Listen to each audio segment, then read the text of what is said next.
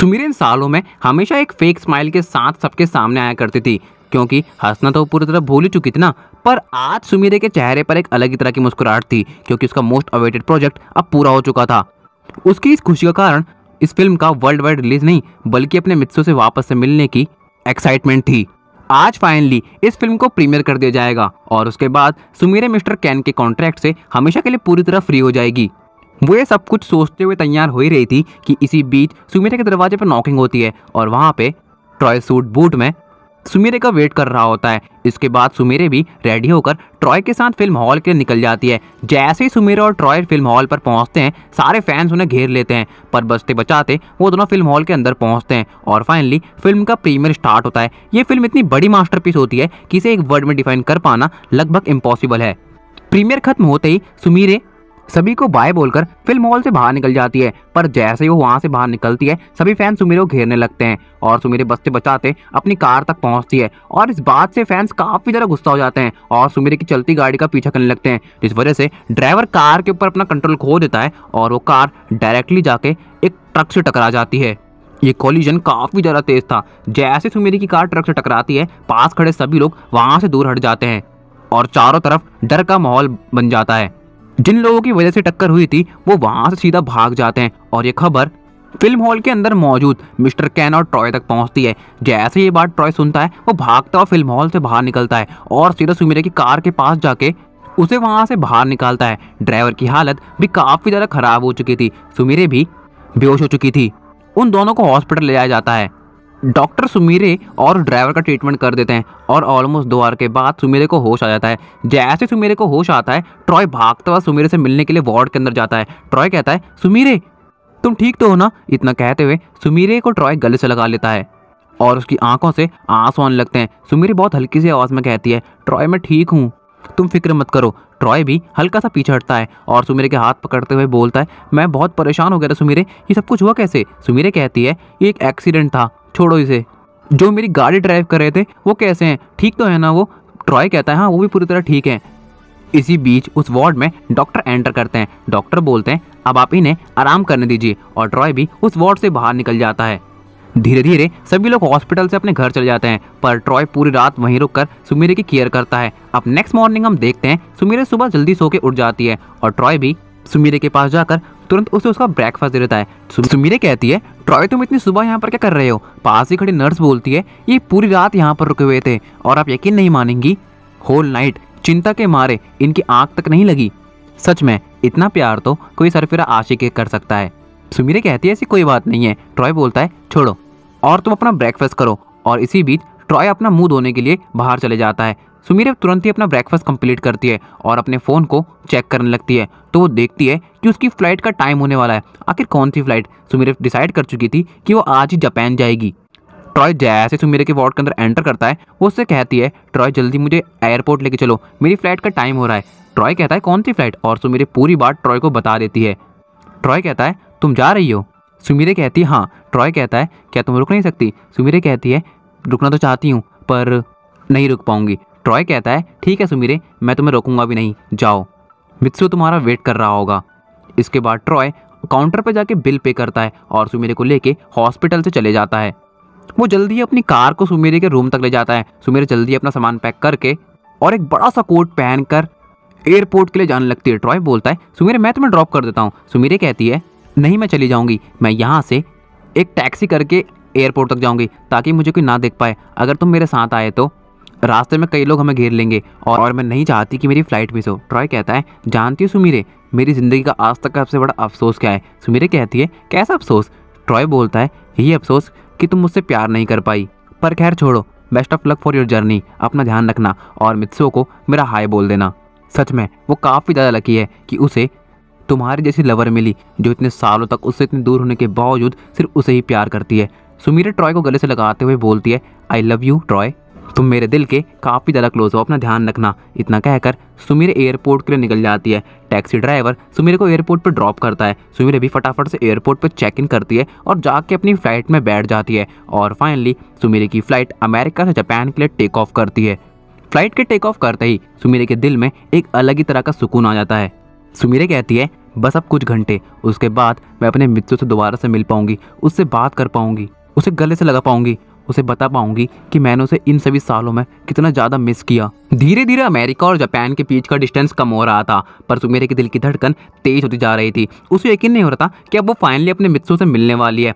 Flight ने बिताए 14 घंटे उसके लगभग 14 दिनों के बराबर थे और अब फाइनली सुमीरे की फ्लाइट जापान के अंदर लैंड करती है और हमारी सुमीरे जापान के अंदर 9.5 सालों के बाद अपना पहला स्टेप रखती है।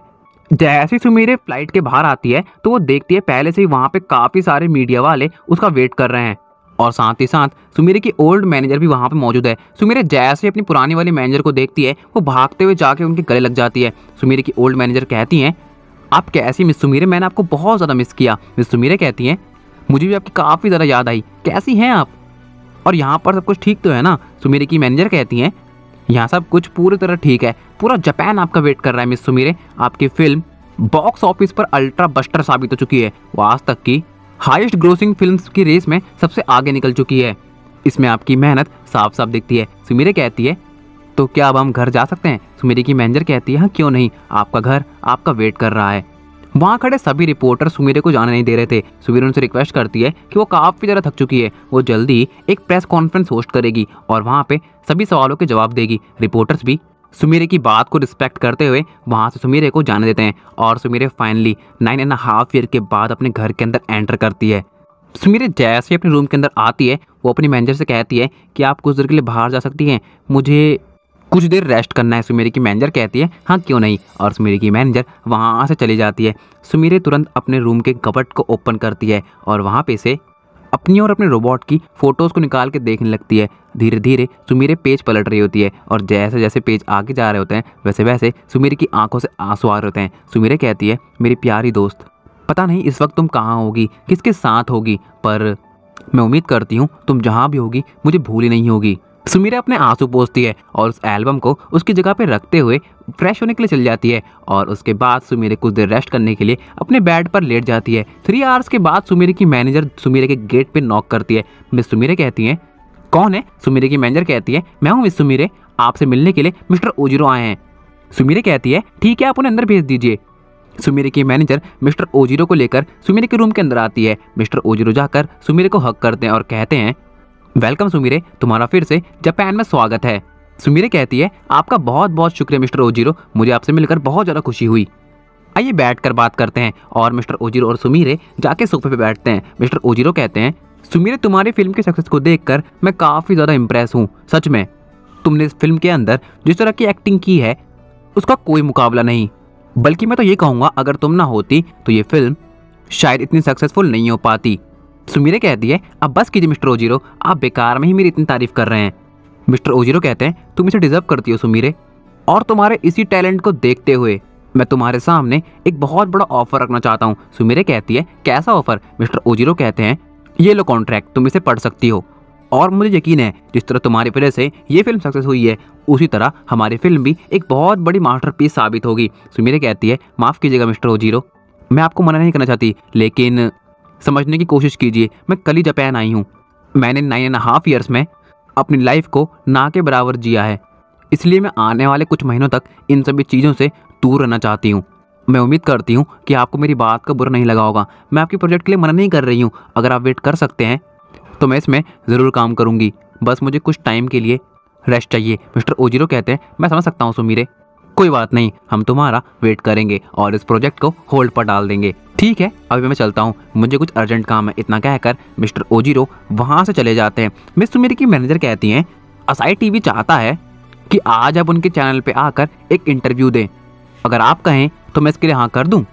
सुमीरे कुछ देर इसके बारे में सोचती है और कहती है, ठीक है हाँ कर दीजिए, पर वो इंटरव्यू 2 आवर से तो लंबा नहीं होना चाहिए, इस बात का ध्यान रखिएगा। मैनेजर कहती हैं, जैसा आप कहें। इतना कहकर मिस सुमीरे की मैनेजर भी वहाँ से चली जाती हैं। आज सुमीरे फाइनली 9.5 ईयर्स के बाद अपने जापानीज फैंस के साथ फेस टू फेस इंटरेक्शन करने वाली है, क्योंकि ये प्रोग्राम लाइव चलेगा। इस बात से सुमीरे काफ़ी ज़्यादा खुश हो जाती है और वो तुरंत फ्रेश होने के लिए चली जाती है। वो एक बहुत प्यारी सी ड्रेस पहन लेती है और अपनी मैनेजर के साथ असाई टीवी के स्टूडियो के लिए निकल जाती हैं। सुमिरे जैसे ही वहाँ पे पहुँचती है, वहाँ पे सुमिरे का एक ग्रैंड वेलकम किया जाता है। असाई टीवी के ओनर खुद ही सुमिरे को पिक करने के लिए आते हैं और फाइनली ये इंटरव्यू स्टार्ट होता है। ये इंटरव्यू लेने के लिए यहाँ पर जापान के बेस्ट रिपोर्टर मिस्टर ताकेन को यहाँ बुलाया गया है ताकि इंटरेक्शन बिल्कुल बेस्ट हो और असाई टीवी की टीआरपी आसमान छू जाए।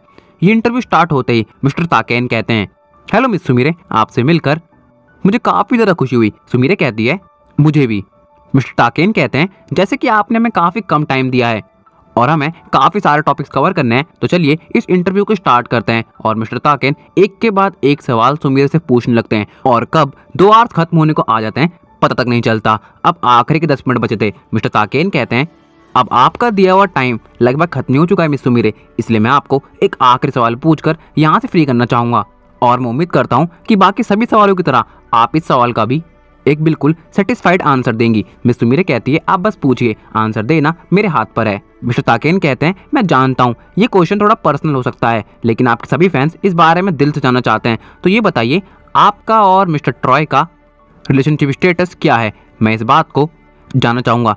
सुमिरे कहती है, आप ये क्या कह रहे हैं, ट्रॉय और मैं बस एक अच्छे दोस्त हैं, उससे ज़्यादा कुछ नहीं। मिस्टर ताकेन कहते हैं, पर ये फोटोज़ तो कुछ और ही डिफाइन करती हैं और वो सामने प्रेजेंट स्क्रीन के ऊपर सुमिरे और ट्रॉय की कुछ फ़ोटोज़ चलाना शुरू करते हैं। सुमिरे कहती है, आपको ये फ़ोटोज़ कहाँ से मिली। मिस्टर ताकेन कहते हैं, लगता है आप जानती नहीं है मिस सुमिरे, मीडिया के पास एक तीसरी आंख भी होती है जो किसी को दिखाई नहीं देती। इस फोटो से तो यही पता लग रहा है कि आपका और मिस्टर ट्रॉय का एक काफ़ी डीप रिलेशनशिप स्टेटस है जो आप किसी को बताना नहीं चाहती, पर अब आप पूरी तरह एक्सपोज हो चुकी है, तो इस बात को छुपाकर कोई फ़ायदा नहीं है। सुमिरे का मुंह बंद हो जाता है। मिस्टर ताकेन कहते हैं, आपका दिया हुआ टाइम खत्म होने को आया है, जल्दी जवाब दीजिए। और फाइनली टाइम खत्म होता है। मिस सुमिरे की मैनेजर कहती हैं, इंटरव्यू खत्म हुआ, चलिए मिस सुमिरे। मिस्टर ताकेन कहते हैं, भले ही आपने जवाब ना दिया हो, पर मीडिया की तीसरी आंख हमेशा आपके ही ऊपर है जो आपके किसी भी सच को किसी भी तरह से पता कर सकती है, इसलिए ध्यान रखिएगा। इस बात को सुनकर सुमिरे वहाँ से चली जाती है और तुरंत अपनी कार में बैठ जाती है। सुमिरे अपनी मैनेजर से कहती है, उन्हें फ़ोटोज़ कहाँ से मिली।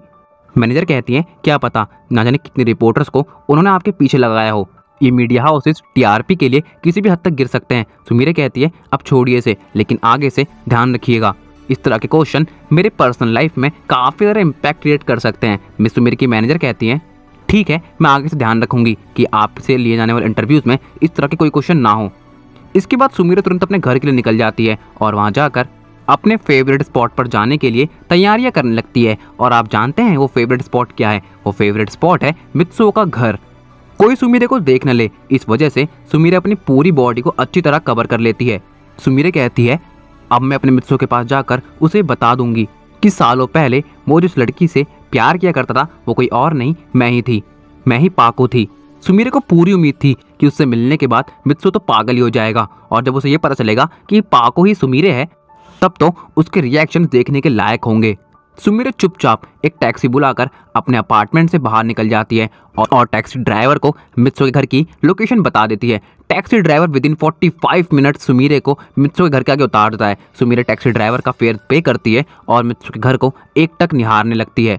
वो बोलती है, मुझे तो यकीन नहीं हो रहा है कि मैं अपने मित्सुओ के घर के आगे खड़ी हूँ, न जाने वो इस वक्त क्या कर रहा होगा। सुमिरे घबराते हुए डोर बेल को प्रेस करती है। सुमिरे को पूरी उम्मीद थी कि मित्सुओ आकर गेट खोलेगा और जैसे ही वो उसे देखेगी उसे अपने गले से लगा लेगी, पर ऐसा कुछ नहीं होता। वहाँ पर मित्सुओ की मॉम आती हैं और कहती हैं, आप कौन है और आपको किससे मिलना है। सुमिरे कहती है, हेलो आंटी, मैं मित्सुओ की फ्रेंड हूँ, उससे मिलने के लिए आई हूँ, क्या वो घर पर है। मित्सुओ का नाम सुनकर उसकी मॉम काफ़ी ज़्यादा गुस्से में आ जाती है और गुस्से के साथ बोलती है, वो यहाँ पर नहीं है, चले जाओ यहाँ से, और सुमिरे के मुंह पर गेट पटक देती है। सुमिरे कहती है, ये क्या बात हुई। वो दोबारा से डोरबेल बजाती है। इस बार मित्सुओ की मॉम अंदर से चिल्लाते हुए बोलती है, क्या तुम्हें एक बार में समझ नहीं आता, यहाँ पर कोई मित्सुओ नहीं रहता, चली जाओ यहाँ से, अगर तुमने फिर से डोरबेल बजाई तो तुम्हारे लिए अच्छा नहीं होगा। इतना कहकर मित्सुओ की मॉम घर के अंदर चली जाती है। सुमिरे को कुछ समझ नहीं आ रहा था कि आखिर मित्सुओ की मॉम ऐसी बातें क्यों कर रही हैं और वो उदास होकर वहाँ से जाने लगती है। तभी पीछे से एक आवाज़ आती है, रुक जाओ, मैं तुम्हें बताती हूँ कि मित्सुओ भैया कहाँ पर है। ये बात किसी और की नहीं, गांको की ये होती है। सुमिरे समझ जाती है कि पीछे गांको खड़ी है। वो बोलती है, गांको तुम काफ़ी बड़ी हो गई हो। गांको बोलती है, आप मुझे कैसे जानती हैं। सुमिरे कहती है, वो मुझे तुम्हारे बारे में मित्सुओ ने बताया था। गांको बोलती है, लगता है आप काफ़ी सालों के बाद मित्सुओ भैया से मिलने के लिए आई हैं। इसलिए आपको पता नहीं है कि अब वो यहाँ पर नहीं रहते। सुमीरे कहती है क्या वो यहाँ पर अब नहीं रहता, लेकिन क्यों? गांको बोलती है चलिए पास के कैफे में चल के बात करते हैं, अगर हम यहाँ पे बात करेंगे तो मॉम गुस्सा हो जाएंगी। और वो दोनों पास के कैफे में जाके बातें करने लगते हैं। सुमीरे कहती है मित्सु कहाँ पर है और उसने घर क्यों छोड़ दिया? गांको बोलती है अब मैं आपको क्या बताऊं, एक दिन अचानक से मित्सु भैया और मॉम के बीच में लड़ाई शुरू हो गई, क्योंकि मॉम भैया के बिहेवियर से तंग आ चुकी थी। आए दिन भैया की कंप्लेंट्स आती थी, जिस वजह से उस दिन मॉम ने भैया को काफ़ी ज़्यादा डांट दिया। और आप मानेंगी नहीं, उस दिन के बाद से भैया ने घर पर सभी से बात करना छोड़ दिया। मॉम डैड ने बहुत ट्राई किया कि वो भैया को मना सके, पर मित्सु भैया नहीं माने। टाइम के साथ हमें भी इसकी आदत लग गई, पर जैसे ही उनका स्कूल खत्म हुआ उन्होंने डिसाइड कर लिया कि अब वो हमसे अलग रहेंगे, इसलिए उन्होंने जाकर अपने लिए एक रूम रेंट कर लिया। मॉम डैड ने उन्हें रोकने का काफ़ी ज़्यादा ट्राई किया, लेकिन वो नहीं माने। उन्हें गए हुए लगभग 6 साल हो चुके हैं। इन 6 सालों में उन्होंने हमें कांटेक्ट करने का बिल्कुल भी ट्राई नहीं किया, जिस बात से मॉम काफ़ी ज़्यादा हर्ट हो गई। इसलिए मॉम जब भी मित्सु भैया के बारे में बात करती हैं वो सैड हो जाती हैं। और मैं आपसे माफ़ी मांगती हूँ अगर आपको मेरी मॉम की बात का बुरा लगा हो। सुमीरे कहती है मैं समझ सकती हूँ, कोई बात नहीं। इसके बाद वेटर उन दोनों का खाना लेके आता है और गांको और सुमीरे अपना खाना खत्म करते हैं। गांको बोलती है आपको भैया से क्या काम है? सुमीरे कहती है मित्सु मेरा काफ़ी अच्छा दोस्त है, मैं कई साल पहले यहाँ से दूर चली गई थी और मैं कुछ दिन पहले लौटी हूँ, इसलिए मैं मित्सु से मिलने के लिए आई हूँ। क्या तुम मुझे बता सकती हो मित्सु इस वक्त कहाँ पर रहता है? गांको बोलती है ठीक है, आप मुझे अपना फ़ोन नंबर दे दीजिए, मैं आपको भैया की करंट लोकेशन SMS कर देती हूँ। और गांको सुमीरे को मित्सु के घर का पता SMS कर देती है। सुमीरे कहती है तुम्हारा बहुत बहुत शुक्रिया। गांको बोलती है कोई बात नहीं, क्या पता आपसे मिलकर वो खुश हो जाएं, अब मैं चलती हूँ। इतना कहकर गांको भी वहाँ से चली जाती है। सुमीरे कहती है गांको की बातों से तो ऐसा लग रहा है कि मित्सु काफ़ी ज़्यादा गुस्से में रहता है, कहीं वो मुझे देखकर नाराज़ तो नहीं हो जाएगा। सुमीरे कहती नहीं, ऐसा नहीं हो सकता, मेरा मित्सु मुझसे कभी नाराज़ नहीं हो सकता। मैं उसके सामने अपनी प्रॉब्लम रखूंगी, मैं उसे बताऊंगी कि मैं जानबूझकर यहाँ से नहीं गई थी। इतने सब कुछ सोचते हुए सुमीरे एक टैक्सी बुलाती है और मित्सु के करंट लोकेशन SMS करके ड्राइवर को वहाँ जाने के लिए बोलती है। ड्राइवर कुछ ही देर में सुमीरे को मित्सु के अपार्टमेंट के आगे छोड़ देता है और कहता है ये आपका स्पॉट है। सुमीरे भी मित्सु के अपार्टमेंट की सीढ़ियाँ चढ़ना शुरू करती है। अब सेकंड फ्रेम में हम देखते हैं मित्सु अंदर मौजूद होता है। आज मित्सु ने सुबह टीवी देखने के बाद ऊपर का सर्किट तोड़ दिया था, क्योंकि आज उसने सुमीरे का इंटरव्यू देख लिया था। मित्सु सुमीरे के नाम से पूरी तरह चिढ़ जाता है, पर आज उसने सुमीरे के इंटरव्यू के एंड में जो बात सुनी उसे जानकर तो मित्सु और भी ज़्यादा गुस्से में आ गया था। मिस्टर ताकिर ने जैसे ही कहा आपका और मिस्टर ट्रॉय का रिलेशनशिप स्टेटस क्या है, तो ये सुनते ही मित्सु के दिल में आग लग गई, जिस वजह से उसने टीवी का सर्किट तोड़ दिया। सुमीरे अब मित्सु के रूम के दरवाजे के बाहर खड़ी थी। वो डोरबेल बजाती है। मित्सु जाकर गेट के पास खड़ा होता है और कहता है युकी तुम हो क्या? और वो गेट ओपन करता है। मित्सु कहता है कौन हो तुम, क्या काम है तुम्हें? सुमीरे को यकीन नहीं हो रहा था कि उसका मित्सु उसके आगे खड़ा है। उसकी ज़बान से एक शब्द तक नहीं निकल रहा था। मित्सु कहता है मैंने पूछा कौन हो तुम, तुम्हें किससे काम है? और ये मुंह के ऊपर तुमने मास्क क्यों पहना हुआ है, बताओ क्या काम है तुम्हें? सुमीरे अपने चेहरे के ऊपर से मास्क हटाती है। मित्सु जैसे ही सुमीरे का चेहरा दिखता है वो कहता है तुम, और वो उसी वक्त सुमीरे को। तो गाइस इसी के साथ एंड करते हैं हम आज के हमारे इस पार्ट 7 को। आई होप आप सभी लोगों को बहुत ज़्यादा पसंद आया होगा। जरूर से लाइक कर देना, चैनल अपने सब्सक्राइब कर देना, कमेंट करके जरूर से बताना आप सभी लोगों को वीडियो कैसा लगा है। यार नोटिफिकेशन बेल को भी तुम जरूर से दबा सकते हो, ताकि तुम सभी लोगों को चैनल के आने वाले वीडियोस की नोटिफिकेशन सबसे पहले मिल सके। और यार जरूर से मुझे इंस्टाग्राम पे फॉलो करना, आईडी का लिंक आप सभी लोगों को डिस्क्रिप्शन में मिल जाएगा। तो यार मैं मिलता हूँ आपको किसी और वीडियो में ऐसे शानदार कंटेंट के साथ। तब तक के लिए stay tuned with channel and my dear hearted sayonara.